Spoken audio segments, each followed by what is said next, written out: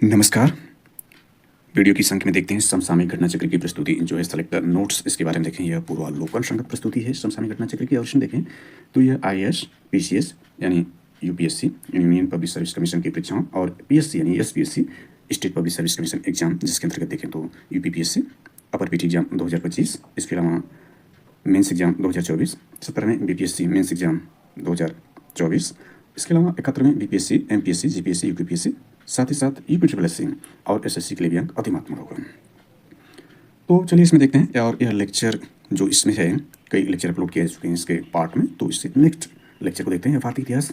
इसके अंतर्गत हम देख रहे हैं आधुनिक भारत का इतिहास और इसमें जो है लेक्चर जो अपलोड किया जा चुका है जिन टॉपिकों पर, यानी ये टॉपिक सारी इसमें हैं जो वेरी वेरी इंपॉर्टेंट टॉपिक दी गई हैं। इन टॉपिकों के अंतर्गत देखें तो हमने जो टॉपिक कवर किया उसमें पहली टॉपिक जो है मुगल साम्राज्य का पतन और स्वायत्त राज्यों को उदय, इसी टॉपिक का शेष पार्ट को आज इसमें कवर करेंगे। इसके अलावा जो है एक महत्वपूर्ण टॉपिक किया 1857 का विद्रोह, और इस टॉपिक को भी हमने कवर किया है। 19वीं शताब्दी में सामाजिक एवं सांस्कृतिक जागरण को देखा है और भारत में शिक्षा का विकास को भी इसमें कवर करने का प्रयास किया है। तो आज चलिए इसके शेष पार्ट को देखते हैं, यानी यह है मुगल साम्राज्य का पतन और नए स्वायत्त राज्यों का उदय, इसको देखते हैं। यानी इसमें जो हमने देखा है उसको यानी आप देख सकते हैं, ये नए मुगल साम्राज्य का पतन और नए स्वायत्त राज्यों का उदय। इसके बैकग्राउंड हालांकि मुगल काल की पृष्ठभूमि यानी जो 6 मेन शासक हुई थी उसके पर भी चर्चा हम फर्स्ट लेक्चर में कर चुके हैं, वहाँ से आप इसको देख सकते हैं। और ये सब जानकारी जो है फर्स्ट लेक्चर में दी जा चुकी है, वहाँ से आप इसको कवर कर सकते हैं। तो इसका जो शेष पार्ट था जहादार शाह से यह जो है लेक्चर इसको कवर किया जाएगा, तो यहाँ पर ये सब इस लेक्चर में कवर होगा। लेक्चर में जो हम कवर करने जाएंगे वो ये सारी जानकारी इसमें होगी। इसमें हम विस्तृत रूप से चर्चा यानी मुगल साम्राज्य का पतन और उदय, स्वायत्त राज्यों का उदय जो है, ये सारी जानकारी जो इस लेक्चर में। हालांकि फर्स्ट पार्ट हमने बहादुर शाह प्रथम की जानकारी दी थी उत्तराधिकार के संघर्ष के अंतर्गत, और इस लेक्चर में जहादार शाह से हम इसमें शुरू करेंगे। और ये सारी जो जानकारी है यानी यह उत्तर मुगल काल संबंधित जो महत्वपूर्ण शासक रहे हैं उनके बारे में देखेंगे। यह वेरी वेरी इंपॉर्टेंट है आगामी सभी प्रतियोगी परीक्षाओं के दृष्टिकोण से, पीटी और मेंस यानी प्री और मेंस दोनों के लिए वेरी वेरी इंपॉर्टेंट है। यानी सारे लेक्चर हम देखने का प्रयास करेंगे इसमें। जो इस लेक्चर में कवर किया जाएगा नवीन स्वायत्त राज्यों का उदय देखेंगे। इसमें हैदराबाद, कर्नाटक, बंगाल इत्यादि जो महत्वपूर्ण होंगे उसको देखेंगे।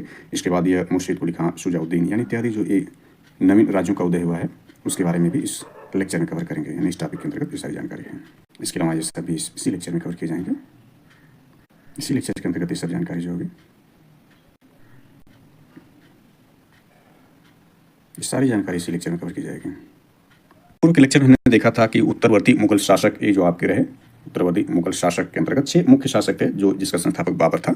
और उसमें देखें तो अकबर द ग्रेट और औरंगजेब ने 49 वर्षों तक शासन किया था। उस पर वीडियो के फर्स्ट लेक्चर में इस पर आधारित जो सिलेक्ट नोट्स वैसे हम कर चुके हैं, वहाँ से आप देख सकते हैं। और ये उत्तराधिकार की युद्ध में जो है बहादुर शाह प्रथम 1707 से 1712 ईस्वी, इसके बारे में डिटेल में हम चर्चा कर चुके हैं और ये सब जानकारी देखा जा चुका है। तो इस लेक्चर में हम देखते हैं, यानी यहाँ से लेक्चर जो शेष था यहाँ शुरू करते हैं। यानी दूसरा शासक देखें इसमें जहांदार शाह, इसको देखें 29 मार्च 1712 से 11 फरवरी 1713 ईस्वी तक यह जो है शासक रहा, यानी इसका नाम जहांदार शाह है। इसके बारे में देखते हैं डिटेल में। तो ये देखें जहांदार शाह तैमूरी वंश का पहला शासक था, ध्यान देना इंपॉर्टेंट है। तैमूरी वंश का पहला शासक था जो शासन के लिए पूर्णतः अयोग्य सिद्ध हुआ। जुल्फिकार खां की सहायता से जहांदार शाह को सफलता प्राप्त हुई, ध्यान देना किसकी सहायता से, जहांदार शाह ने जुल्फिकार खां को वजीर बनाया, ध्यान देना है। इसके पिता असद खां के पास वकील ए मुअत्तल का पद बना रहा, यानी इससे पूर्व भी वह असद खां जो था वह वकील मुअत्तल था और उसी पद पर इस दौरान भी बना रहा। जहांदार शाह के शासनकाल के बारे में इतिहासकार शफी खां का कहना है कि नया शासनकाल चारणों और गायकों, नर्तकों एवं नाट्यकर्मियों के समस्त वर्गों के लिए बहुत अनुकूल युग था। जहांदार शाह पर उसके प्रेम का लाल कुंवर का पूर्ण नियंत्रण था। लाल कुंवर को इम्तियाज महल का खिताब दिया गया था, ध्यान देना किसको दिया गया था। जहांदार शाह के शासनकाल में हिंसा और व्यभिचार चरमोत्कर्ष पर था। योग्य विद्वान और प्रतिभाशाली व्यक्तियों को दरबार में निकाल दिया गया था तथा विवेकहीन, चाटुकार और झूठे किस्से गढ़ने वाले लोग चारों ओर मरनाने लगे थे। इस संबंध में कामवर खां ने लिखा कि उल्लू बांस के घोंसले में रहने लगे और कौवों ने बुलबुल का स्थान ले लिया। जहांदार शाह एक कमजोर व विलासी शहजादा था तथा शासन के प्रति उदासीन व लापरवाह था। इस कारण लोग उसे लंपट मूर्ख कहते थे, ध्यान देना कि लंपट मूर्ख किसको कहा जाता था, तो जहांदार शाह को ही कहा जाता था। जहांदार शाह के शासनकाल में शासन की पूरी बागडोर वजीर जुल्फिकार खां के हाथों में थे, यह भी इंपॉर्टेंट है। जुल्फिकार खां ने दरबार में स्थिति मजबूत करने तथा साम्राज्य को बचाने के लिए राजपूत राजाओं और मराठों के साथ मैत्रीपूर्ण संबंध स्थापित किया। जुल्फिकार खान ने हिंदू सरदारों के साथ मेल मिलाप किया तथा घृणित जिजिया कर को समाप्त कर दिया। जुल्फिकार खान की सलाह पर जहांदार शाह ने आमेर के राजा जय सिंह को मिर्जा राजा सवाई की पदवी दी तथा मालवा का सूबेदार बनाया। जहांदार शाह ने जोधपुर के राजा अजीत सिंह को महाराजा की पदवी के साथ गुजरात का सूबेदार नियुक्त किया, ये भी इंपॉर्टेंट ध्यान देना इसको। मराठों के साथ पुरानी स्थिति बहाल कर दी गई, जिसके अनुसार मराठा शासक को दक्कन का चौथ और वहाँ की सरदेश मुखी इस शर्त दे दी गई कि उनकी वसूली मुगल अधिकारी करेंगे और फिर मराठा अधिकारी को दे देंगे। जुल्फिकार खां ने जाटों के सरदार चूड़ामल और छत्रसाल बुंदेला के साथ मेलमिलाप किया। केवल बंदा बहादुर और सिखों के प्रति जुल्फिकार खां ने दमन की नीति जारी रखी। जागीरों और ओहदों की अंधाधुंध वृद्धि पर रोक लगाकर जुल्फिकार खां ने साम्राज्य की वित्तीय हालत को सुधारने का प्रयास किया, किंतु उसने एक गलत पद्धति इजारा व्यवस्था, यह ध्यान देना, इजारा व्यवस्था ठेके पर लगान की वसूली को बढ़ावा दिया, जिस कारण मुगल काल में कृषक वर्ग पर अत्याचारों में उत्तरोत्तर वृद्धि हुई। जुल्फिकार खां ने राजस्व के सारे मामले दीवान यानी दीवान शबाचंद को सौंप दिए। वजीर बनने के बाद जुल्फिकार खां ने शबाचंद को राजा की उपाधि के साथ दीवाने खालसा नियुक्त किया। राजधानी की ऐसी स्थिति को देखकर अजीम उस शान के पुत्र फर्रुखसियर ने लाभ उठाया। उसने बिहार के नायब सूबेदार सैयद हुसैन अली खां बारहा के सहयोग से एक विशाल सेना एकत्र किया। फर्रुखसियर ने अपने पिता अजीम उस शान की मृत्यु की सूचना मिलने के बाद पटना बिहार में अपने आप को बादशाह घोषित किया। अंत में 11 फरवरी 1713 को जहांदार शाह की हत्या कर दी गई। फर्रुखसियर सैयद बंधुओं, जिनमें हुसैन अली खां एवं अब्दुल्ला खां की सहायता से अगले शासक के रूप में दिल्ली की गद्दी पर बैठा। आगे इसमें देखें तो फर्रुखसियर आता है, इसका देखें तो 1713 से 1719 ईस्वी तक इसका शासन रहा। तो अजीम उस शान के दूसरे बेटे फर्रुखसियर का जन्म 1683 ईस्वी में औरंगाबाद में हुआ था। सैयद बंधुओं, जिसमें अब्दुल्ला खां और हुसैन अली खां के सहयोग से फर्रुखसियर 1713 ईस्वी में बादशाह बना। 1713 से 1720 ईस्वी तक के शासन काल को सैयद बंधुओं का युग कहा जाता है, यानी इसी दौरान जो है फर्रुखसियर था। इतिहास में सैयद बंधु राजा बनाने वाले किंग मेकर के नाम से प्रसिद्ध थे। ये हिंदुस्तानी गुट के अमीर थे। सैयद मियाँ सैयद अब्दुल्ला खां बारहा था हुसैन अली खां का पिता था, जिसने औरंगजेब के शासनकाल में बीजापुर और अजमेर में सूबेदार के रूप में कार्य किया था। सैयद मियाँ बाद में शाहजादा मुअज्जम यानी बहादुर शाह प्रथम के साथ मिल गया। औरंगजेब की मृत्यु के बाद हुई उत्तराधिकार के युद्ध में दोनों बंधुओं सैयद अब्दुल्ला खां एवं सैयद हुसैन अली खां ने बहादुर शाह के पक्ष में युद्ध किया। दोनों भाइयों को 4000 का मनसब दिया गया। अब्दुल्ला खां का वास्तविक नाम हसन अली खां था। अब्दुल्ला कुतुब उल मुल्क उपाधि उसे सम्राट बहादुर शाह ने प्रदान की थी। 1708 ईस्वी में राजकुमार अजीम उस शाह ने हुसैन अली को अजीमाबाद बिहार में एक प्रमुख पद पर नियुक्त किया और 1711 ईस्वी में अब्दुल्ला खां को इलाहाबाद सूबे में अपना नायब नियुक्त कर दिया। राजकुमार अजीम उस शान के इन अनुग्रहों के कारण ही 1713 ईस्वी में सैयद बंधुओं ने अजीम उस शान के पुत्र फर्रुखसियर की ओर से युद्ध में भाग लिया था। जहांदार शाह को हराकर दिल्ली का मुकुट फर्रुखसियर को पहनाया। सत्ता ग्रहण करने के बाद सम्राट फर्रुखसियर ने अब्दुल्ला खां को अपना वजीर, ध्यान देना है कि अब्दुल्ला खां को अपना वजीर अथवा प्रधानमंत्री नियुक्त किया तथा छोटे भाई हुसैन अली को मीर बख्शी का पद दिया। जुल्फिकार खां को फांसी दे दी गई तथा असद खां को अपमानित कर उसकी जागीरें जब्त कर ली गई। उस समय दरबार में एक शक्तिशाली गुट था, जिसके नेता चिनकिलिच खां, मोहम्मद अली खां था अब्दुल समद खां थे। यानी शक्तिशाली गुट में ये 3 महत्वपूर्ण थे। चिनकिलिच खां के माध्यम से अब्दुल्ला खां ने इस दल का सहयोग प्राप्त करने का प्रयास किया। अब्दुल्ला खां के परामर्श से ही सम्राट फर्रुखसियर ने चिनकिलिच खां को 7000 जात सवार का मनसब एवं निजान मुल्क को खिताब प्रदान किया था। उसे दक्कन के 6 मुगल सूबों का सुबेदार नियुक्त किया गया। चिनकिलिच खां तुरानी दल का नेता था। उसने औरंगाबाद को अपना मुख्यालय बनाया। मुख्य पदों पर नियुक्ति के बाद सम्राट फर्रुखसियर और सैयद बंधुओं ने राजपूतों, मराठों, सिखों की ओर अपना ध्यान केंद्रित किया। फर्रुखसियर की सबसे बड़ी उपलब्धि थी बंदा बहादुर के नेतृत्व में सिखों की हार। फर्रुखसियर ने सिखों को कुचलने के उद्देश्य से फरवरी 1713 ईस्वी में अब्दुल समद को लाहौर का गवर्नर नियुक्त किया। अब्दुल्ला खां के परामर्श पर फर्रुखसियर ने 1713 ईस्वी में जजिया कर हटा लिया, किंतु 1717 में पुनः लगाया। अनेक स्थानों पर से तीर्थ यात्रा कर भी हटा लिया गया। इंपॉर्टेंट है। 1714 ईस्वी में हुसैन अली तथा अजीत सिंह के बीच एक समझौता हुआ, जिसके अंतर्गत अजीत सिंह ने अपनी लड़की का विवाह फर्रुखसियर के साथ करने और अपने पुत्र अभय सिंह को मीर बख्शी के साथ दरबार में उपस्थित होने का वचन दिया। सैयद बंधु वास्तविक शासन शक्ति अपने हाथ में लेना चाहते थे। इसी कारण सैयद बंधु तथा फर्रुखसियर के बीच मतभेद शुरू हो गया। दीवान खालसा और सदर के पद पर नियुक्ति करने के विवाद को लेकर यह मतभेद पूर्ण रूप से सामने आ गया। सैयद बंधु की शक्ति को कम करने के लिए फर्रुखसियर ने अपने कृपा पात्रों की सैनिक शक्ति बढ़ाना प्रारंभ कर दिया। उसने मीर जुमला मूल नाम उबैदुल्ला को 5000 सवार रखने की अनुमति दे दी। सैयद बंधु विरोधी सरदारों में मीर जुमला सबसे अधिक सक्रिय था, जो सम्राट का कृपा पात्र था। मीर जुमला को तुरानी सरदारों का समर्थन प्राप्त था। सैयद बंधु के विरुद्ध सम्राट फर्रुखसियर द्वारा कई षड्यंत्र किए गए, किंतु ये सभी असफल रहे। 1719 ईस्वी में हुसैन अली ने पेशवा बालाजी विश्वनाथ के साथ दिल्ली की संधि की, जिसके अंतर्गत मुगल साम्राज्य में प्रभुत्व के लिए चल रहे संघर्ष में मराठों ने अपनी सक्रिय सैनिक सहायता देने का वचन दिया। बदले में उन्हें ढेर सारी रियासतें प्रदान की गई। अंत में सम्राट फर्रुखसियर ने 28 फरवरी को अंत में सम्राट फर्रुखसियर को 28 फरवरी को बंदी बना लिया गया। 28 अप्रैल 1719 को गला घोट कर उसका वध कर दिया गया। फर्रुखसियर को दुर्बल, कायर और निंदनीय होने के कारण घृणित कायर कहा गया। और इसमें आगे देखते हैं तो आपका यह है फर्रुखसियर की हत्या और मोहम्मद शाह के बादशाह बनने के बीच सैयद बंधुओं ने रफ़ी उद दरजात और रफ़ी उद दौला को मुगल बादशाह बनाया। इसमें देखें रफ़ी उद दरजात यानी 28 फरवरी से 4 जून 1719 यानी फरवरी से जून तक ही 1719 में रहा, यानी कुल मिलाकर देखें तो 4 महीने तक यह रहा। फर्रुखसियर को गद्दी से हटाने के बाद सैयद बंधु ने रफ़ी उस शान के पुत्र रफ़ी उद दरजात को गद्दी पर बैठाया। जजिया कर को समाप्त कर दिया गया।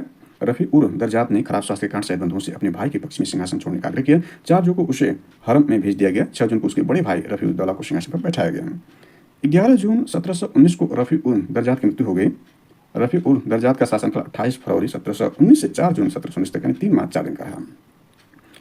रफ़ी उद दरजात सबसे कम समय तक शासन करने वाला उत्तर मुगल कालीन शासक था। वेरी इंपॉर्टेंट है।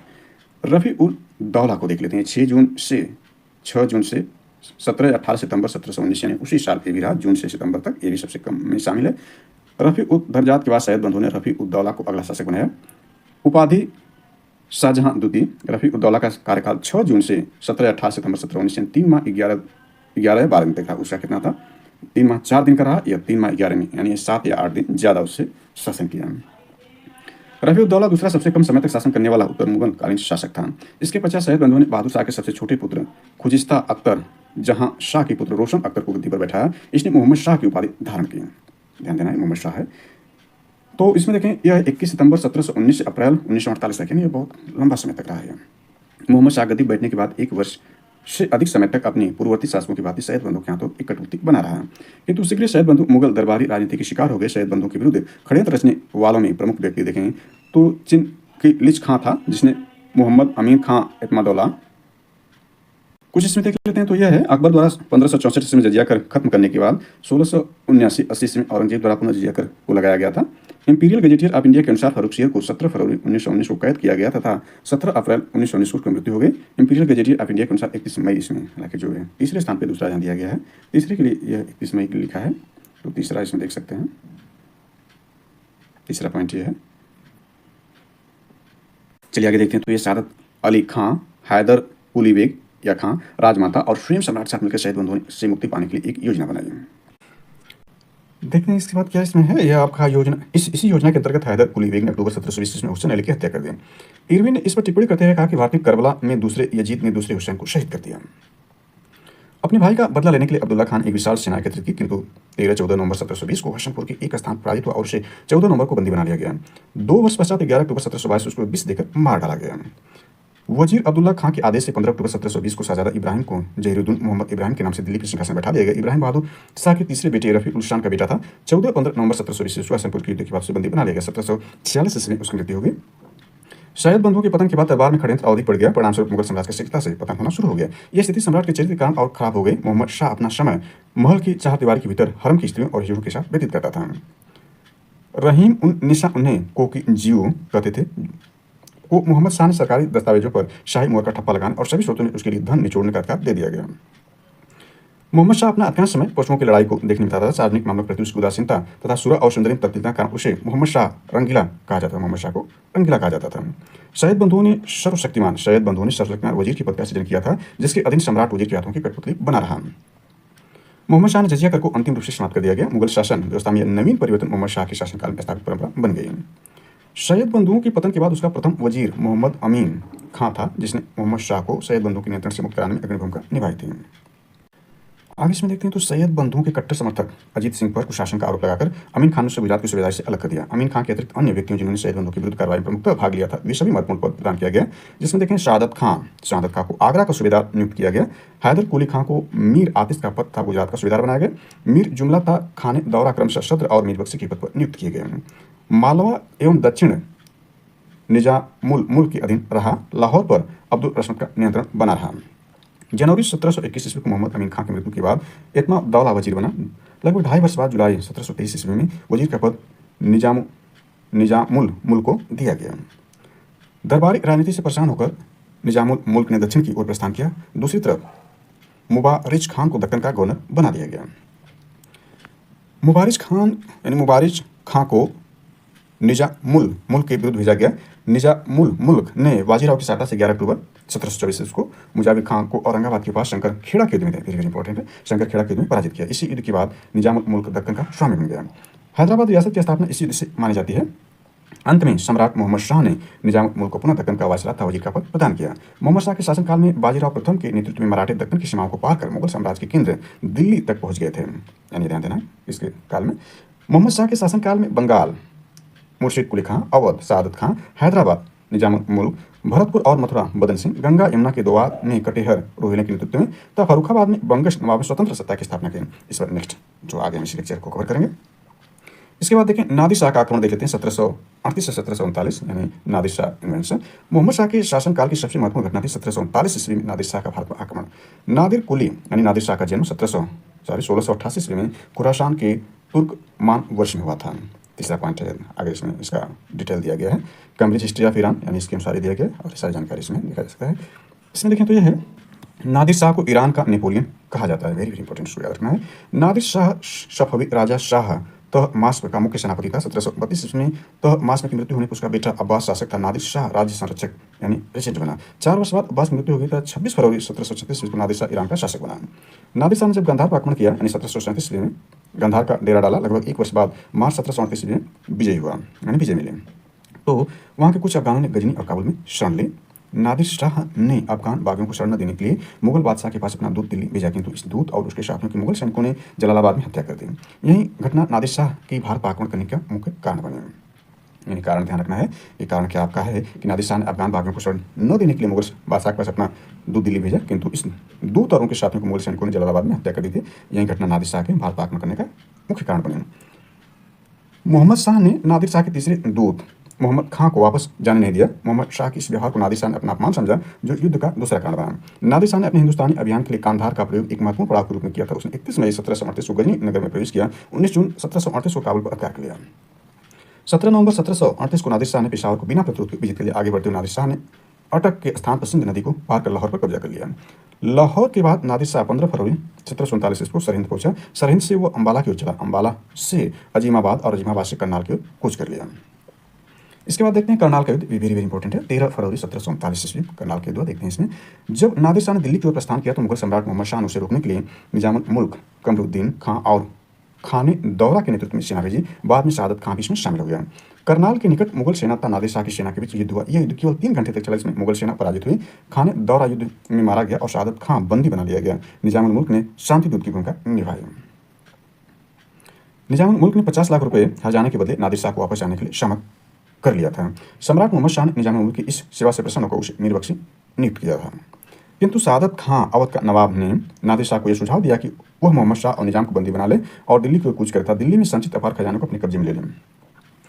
सादत खां निजामुल मुल्क का विरोधी था। नादिर शाह ने सादत खां के इस सुझाव को स्वीकार कर लिया था, दिल्ली की ओर प्रस्थान किया। 9 मार्च 1739 ईस्वी को नादिर शाह ने दिल्ली में प्रवेश किया। दिल्ली पहुंचने के दूसरे दिन नगर में अफवाह फैल गई कि नादिर शाह की मृत्यु हो गई, जिस कारण शहर में विद्रोह हो गया, जिसमें नादिर शाह के कुछ सैनिक मारे गए। क्रुद्ध होकर नादिर शाह ने 11 मार्च को कत्लेआम का आदेश दिया और लगभग 30,000 या 20,000 लोगों को कत्ल कर दिया गया। अंत में सम्राट मोहम्मद शाह के हस्तक्षेप से कत्लेआम को रोका गया। 26 मार्च को नादिर शाह के बेटे नसर उल्लाह की शादी राजकुमारी इफात उन निशा से हुई। नादिर शाह लगभग 2 माह तक दिल्ली में रहा और लगातार लूटपाट करता रहा। उसने सादत खां से 20 करोड़ रुपए की मांग की, किंतु शर्त न पूरा करने के कारण अंत में सादत खां ने विष खाकर हत्या कर ली। वापसी के समय नादिर शाह प्रसिद्ध मुगल राज सिंहासन तख्त ए ताउसेन शाहजहां द्वारा निर्मित मुगल ताज में लगा विश्व का सबसे महंगा हीरा कोहिनूर था। मोहम्मद शाह द्वारा तैयार कराई गई हिंदू संगीत की प्रसिद्ध चित्रित फारसी पांडुलिपि साथ ले गया। इसमें कोहिनूर का हीरा के बारे में देख लेते हैं। कोहिनूर का हीरा, तो कोहिनूर हीरा गोलकुंडा की खानों से प्राप्त हुआ था। अलाउद्दीन के दक्षिण अभियान के दौरान तेलंगाना के शासक प्रताप रुद्रदेव ने इसे मलिक काफूर को दिया था। बाद में मुगलों के पास रहा, मुगलों से इसे नादिर शाह ले लिया। नादिर शाह के बाद ये अफगान शासक शाह शुजा को प्राप्त हुआ। शाह शुजा ने इसे पंजाब के शासक रणजीत सिंह को भेंट स्वरूप प्रदान किया, जिसे पंजाब विलय के बाद अंग्रेजों ने दिलीप सिंह से ले लिया। इसमें स्रोत दिया गया है सारी जानकारी। आगे इसमें देखते हैं। इसके अतिरिक्त नादिर शाह ने कश्मीर में सिंध नदी के पश्चिम प्रवेश किया, जिसमें थट्टा का मुगल प्रांत और उसके अधीनस्थ बंदरगाह भी सम्मिलित थे। इसमें ईरानी साम्राज्य मिला दिया गया। दूसरी ओर नादिर शाह ने मोहम्मद शाह को पुनः सम्राट घोषित कर दिया। मयूर सिंहासन पर बैठने वाला अंतिम मुगल शासक मोहम्मद शाह था। अहमद शाह अब्दाली को देख लेते हैं। इसमें देखें, अहमद शाह अब्दाली का जन्म 1722 ईस्वी में हेरात में हुआ था। वह नादिर शाह की सेना में पदस्थ था। 9 जून 1747 को नादिर शाह की हत्या के बाद यानी नादिर शाह की हत्या के बाद जून जुलाई 1747 में अहमद शाह अब्दाली कंधार का स्वतंत्र शासक बना। इसने दुर्रान की उपाधि धारण की। शीघ्र ही उसने काबुल को जीत लिया और आधुनिक अफगान राज्य की नींव डाली।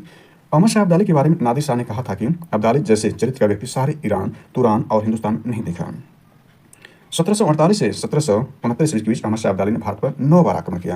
यानी इसमें देखें तो प्रथम आक्रमण देखें तो दिसंबर 1747 ईस्वी में अब्दाली पेशावर से भारत पर आक्रमण करने के लिए आगे बढ़ा। जनवरी 1748 ईस्वी में लाहौर और सरहिंद पर कब्जा कर लिया, किंतु सरहिंद के पास शहजादा अहमद शाह के नेतृत्व मुगल सेना ने अब्दाली को परास्त कर दिया। मोइन उल मुल्क को पंजाब का गवर्नर बनाया गया। दूसरा आक्रमण देखें दिसंबर 1749 ईस्वी में अब्दाली ने दूसरा आक्रमण किया और पंजाब के गवर्नर मोइन उल मुल्क को परास्त किया। चहार महल यानी गुजरात, औरंगाबाद, सियालकोट, पसरूर का वार्षिक कर देने के वचन पर अब्दाली वापस लौट गया। तीसरा आक्रमण इसका देखें तो यह है 1751 से 52 में नियमित रूप से कर न मिलने के कारण अब्दाली ने पंजाब पर तीसरा आक्रमण किया। 4 माह के घेरे के बाद मार्च 1752 में मोइन उल मुल्क मीर मन्नू पराजित हुआ। कश्मीर दुरानी के साम्राज्य में मिला लिया गया। मुगल बादशाह अहमद शाह ने अहमद शाह अब्दाली को लाहौर और मुल्तान का प्रदेश दे दिया। अब्दाली के तीसरे आक्रमण के समय अहमद शाह मुगल बादशाह 1748 से 24 ईस्वी यह बना था। 1753 ईस्वी में मोइन उल मुल्क की मृत्यु के बाद वजीर याब उल मुल्क ने अदीना बेग खां को पंजाब का सूबेदार नियुक्त किया। याब उल मुल्क ने मुगलानी बेगम को कैद में डाल दिया। मुगलानी बेगम और मन्नू की पत्नी थी, जिसे अहमद शाह ने अपने एजेंट का पंजाब के गवर्नर के रूप में नियुक्त किया था। चौथा आक्रमण इसका देखें इमाद उल मुल्क द्वारा पंजाब सिंध को मुगल साम्राज्य में मिलाने के बाद अपने खोए प्रांत को पुनः प्राप्त करने के लिए अब्दाली ने 1756 से 1757 में भारत पर चौथा आक्रमण किया। दिसंबर 1756 में लाहौर पहुंच गया तो जनवरी 1757 ईस्वी में अहमद शाह अब्दाली ने दिल्ली में प्रवेश कर उसे लूट लिया और साथ ही साथ मथुरा आगरा को भी लूटा। यानी चौथे आक्रमण ध्यान देना है। दिल्ली से वापसी के पहले उसने मुगल बादशाह आलमगीर सेकंड को कश्मीर, लाहौर, सरहिंद, मुल्तान देने के लिए विवश किया। इन क्षेत्रों की देखभाल के लिए अहमद शाह अब्दाली ने अपने बेटे तैमूर शाह को नियुक्त किया। इसके अतिरिक्त अहमद शाह अब्दाली भारत में आलमगीर द्वितीय को सम्राट, इमदाद उल मुल्क को वजीर तथा सरदार नजीबुद्दौला को साम्राज्य का मीरबख्शी और अपना एजेंट बनाकर वापस चला गया। अब्दाली के जाने के बाद 1758 में पेशवा रघुनाथ राव दिल्ली पहुंचा और नबी दौला को वहां से निकाल दिया था। उसके स्थान पर अदीना बेग को पंजाब का गवर्नर नियुक्त किया। अहमद शाह अब्दाली पुनः भारत आया 5वीं बार। मराठा उसके सामने ठहर न सके और 1761 ईस्वी में अब्दाली ने पुनः पंजाब को अपने अधीन कर लिया। इसके बाद पानीपत का तीसरा युद्ध होता है। यह है आपका 14 जनवरी 1761 को जो है पानीपत का तीसरा युद्ध हुआ। इसमें देखें यानी पानीपत के तीसरे युद्ध को देखने से पहले इसके जो पहले और दूसरे युद्ध है उसको भी यहाँ थोड़ा देखते चलते हैं।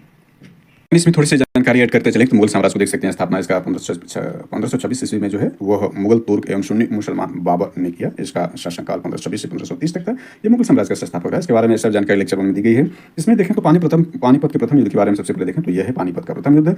21 अप्रैल 1526 ईस्वी को इब्राहिम शाह लोदी के विरुद्ध बाबर लड़ा था। इसमें बाबर विजयी रहा और इसमें तुलगुमा युद्ध पद्धति बाबर ने उपयोग किया, उज्बेक एवं तोप का प्रयोग किया था। इसके बाद इसका ये सब युद्ध भी देखा जा सकता है। इसको आप देख सकते हैं, हालांकि फर्स्ट लेक्चर में इसको हमने बता दिया था।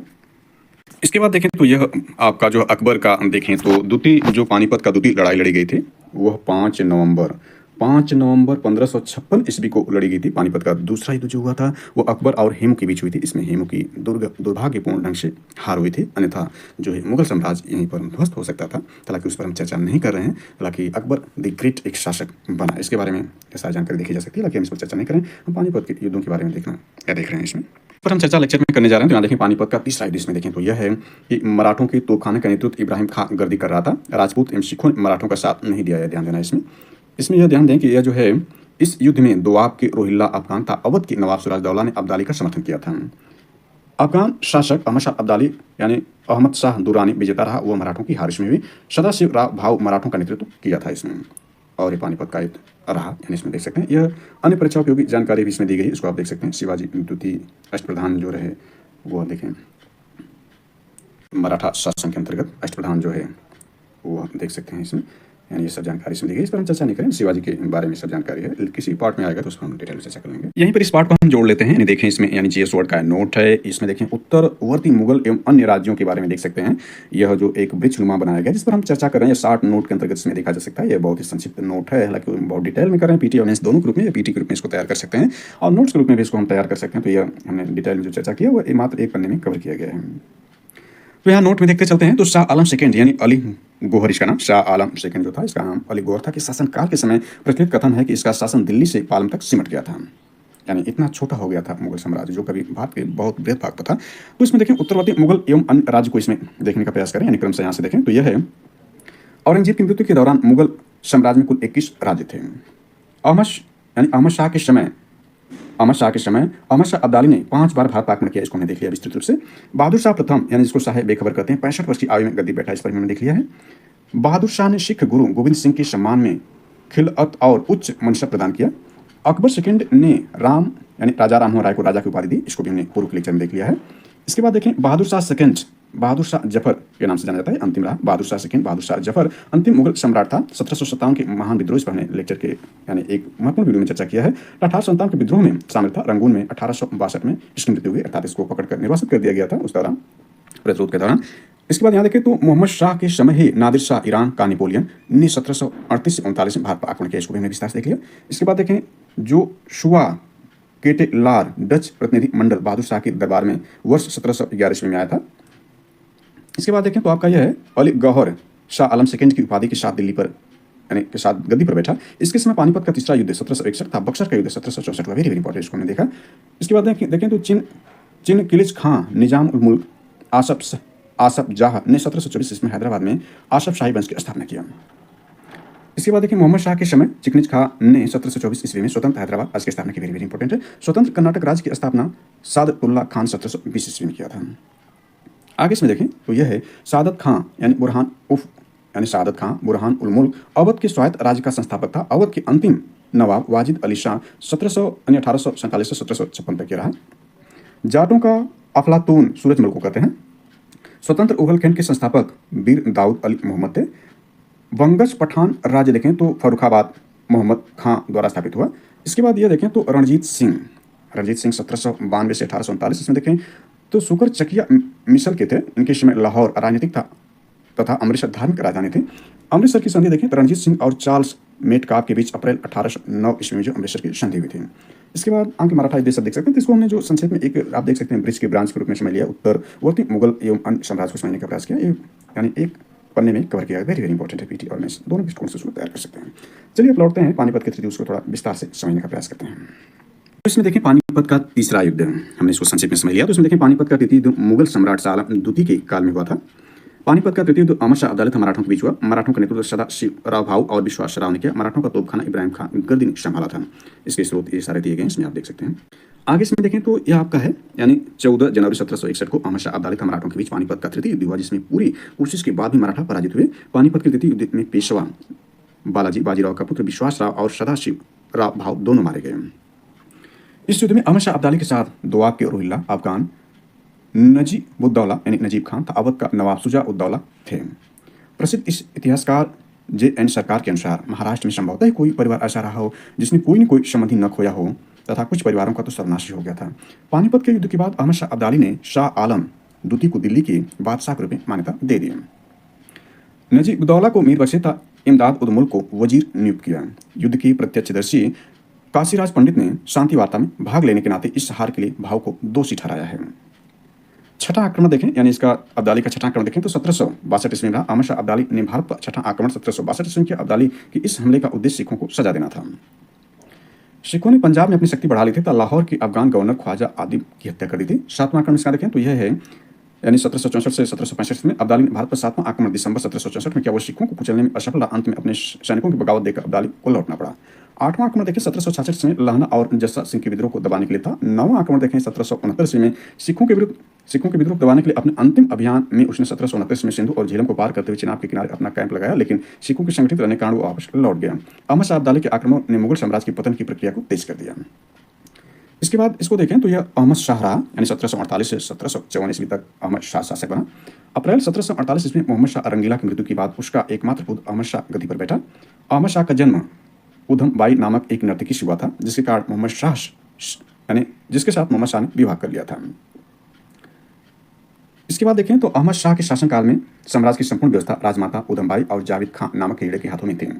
उधम बाई एक दुर्बुद्धि और दुष्चरित्र महिला थे तथा जावेद खां उसका प्रेमी था। सम्राट अहमद शाह ने वाजिद खां को नवाब बहादुर की उपाधि प्रदान की थी। संपूर्ण साम्राज्य की याचिकाएं राजमाता उधम बाई के सम्मुख आदेश के लिए प्रस्तुत की जाती थी। राजमाता उधम बाई ने स्वयं नवाब कुदसिया साहिबा उज जमानी किबला ए आलम की उच्चतम उपाधि धारण की थी। उधम बाई को 5 लाख का मनसब प्राप्त था। प्रशासन क्षेत्र में बादशाह अहमद शाह ने एक महत्वपूर्ण कार्य किया। उसने 2.5 वर्ष के अपने पुत्र महमूद को पंजाब का गवर्नर नियुक्त किया। 1 वर्ष के बच्चे को उसका डिप्टी बनाया। उसी प्रकार ताला सैयद नामक 1 वर्ष के बालक को कश्मीर का गवर्नर बनाया गया था। 15 वर्ष के एक बच्चे को उसका डिप्टी नियुक्त किया गया। अहमद शाह के शासनकाल में दिल्ली षड्यंत्रों और विदेशी गुटों का अड्डा बन गई। उस समय दरबार में सबसे महत्वपूर्ण अवध का नवाब वजीर सफदरगंज था। अहमद शाह ने सफदरगंज को अपना वजीर या प्रधानमंत्री नियुक्त किया। सफदरगंज और जावेद खां की मध्य शत्रुता चरम सीमा तक पहुंची। परिणामस्वरूप सफदरगंज ने जावेद खां की हत्या मोहम्मद अली द्वारा करवा दी। सफदरगंज एक योग्य सेना नायक था। वह इतना शक्तिशाली हो गया कि उसने बादशाह से बिना सलाह लिए आदेश देना शुरू कर दिए थे। बादशाह ने इसकी प्रतिक्रिया में जावेद खां के अधीन दरबारी दल बनाया।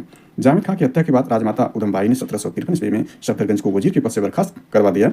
बादशाह अहमद शाह ने सफदरगंज के स्थान पर एतमाद दौला को वजीर तथा निजाम मुल्क के पोते गाजीउद्दीन इमाद उल मुल्क को अपना मीर बख्शी नियुक्त किया। 2 जून 1754 को इमाद उल मुल्क को वजीर बनाया गया। गाजीउद्दीन इमाद उल मुल्क ने मराठों के सहयोग से अहमद शाह को गद्दी से हटाकर उसके स्थान पर आलमगीर दूती को बैठाया। गाजीउद्दीन इमाद उल मुल्क ने अहमद शाह को अंधा करवाकर सलीमगढ़ के किले में कैद कर दिया।